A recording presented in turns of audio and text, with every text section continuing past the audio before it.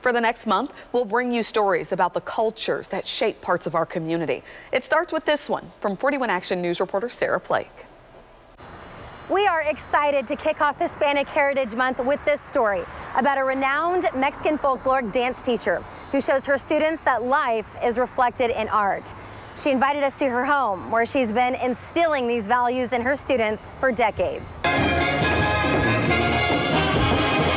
Mexican folkloric dancing tells a story. Rose Marie Mendez has dedicated her life to understanding and then telling that story. Nice pose, nice pose.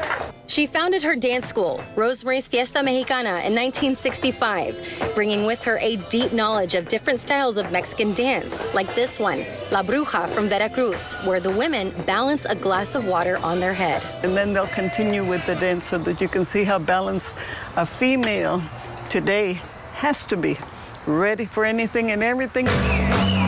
You've seen Rose Marie's students performing at festivals and fiestas around Kansas City and the United States. Their performances are limited right now during the pandemic, but they still practice for several hours a week. Yes,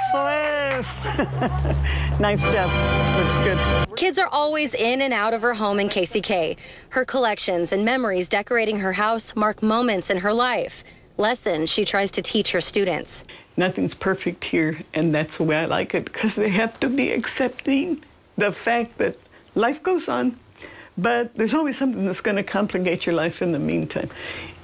In exchange, I'm sharing with them the grassroots of Mexico. Rose Marie was 19 years old when she went to study folkloric dance in Mexico, which she brought back to her community. Let me show you what I got here. Photo albums span the decades. All the students, all these performances. So we took this picture in front of the library here on Minnesota Avenue. Drew an immense crowd. And the history. She was involved in the YWCA and in 1974 was chosen to represent the U.S. in an international cultural conference.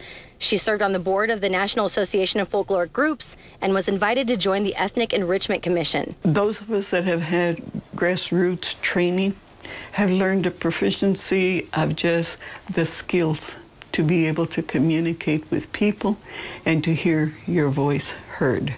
She follows after her grandfather, Saturnino Alvarado, who was key in integrating Argentine high school in 1926 so that his children and another young man could go to school. That's my mom and my Uncle Jess. This is the class of 1930. Before that, there were no Mexicans graduating from that school at all. Every day of her life, Rose Marie has carried this proud history with her. Life is beautiful. We just have to be able to share it with as many as we possibly can. The rigorous hours of training, the successes and the failures, and the applause.